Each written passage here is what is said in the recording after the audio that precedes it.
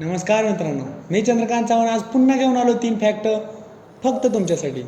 मित्रांनो, तुम्ही असा कधी अनुभव घेतला आहे का, एखाद्या ठिकाणी गेला आहे किंवा काहीतरी काम करत आहात, सेम टू सेम डिट्टो याआधी पण कधीतरी हा सेम सीन झाला आहे आणि तुम्ही 10 मिनटं विचारतच पडला की कधी झालं आहे.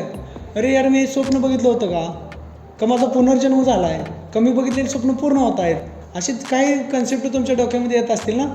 म्हणजे ॲक्च्युली ते पुनर्जन्म वगैरे काही नसतं, हे सगळा माइंडचा खेळ आहे. आणि तो जो कॉन्सेप्ट आहे त्याला सायंटिफिक भाषेमध्ये म्हटलं जातं देजा ऊ.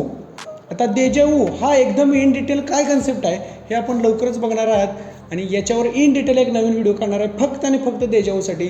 त्यासाठी चॅनल सबस्क्राईब करा आणि बेल आयकॉन दाबून ठेवा, म्हणजे सगळ्यात आधी नोटिफिकेशन तुम्हाला मिळेल. मित्रांनो, आळस हा सगळ्यांनाच येत असतो आणि आळस आल्यानंतर काही जण जांभळ्या देतात. ॲक्च्युली जांभळ्या देणे काय कन्सेप्ट आहे कोणाला माहिती आहे का?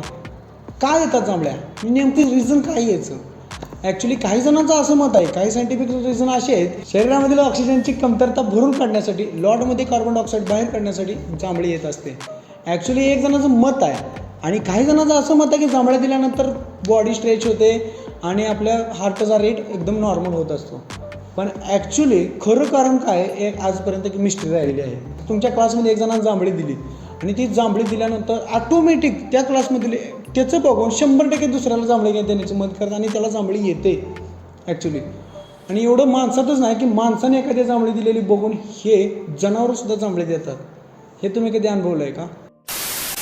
मित्रांनो, हे जे आहेत ना, लिंडन बी जॉन्सन हे 36th US प्रेसिडेंट होते आणि त्यांच्याकडे एक अशी जबरदस्त अशी कार होती की एकमेव कार जगामध्ये होती आणि ती कार रस्त्यांवर पण चालत होती, प्लस ती पाण्यामधून चालणारी अशी एकमेव जगातील कार होती.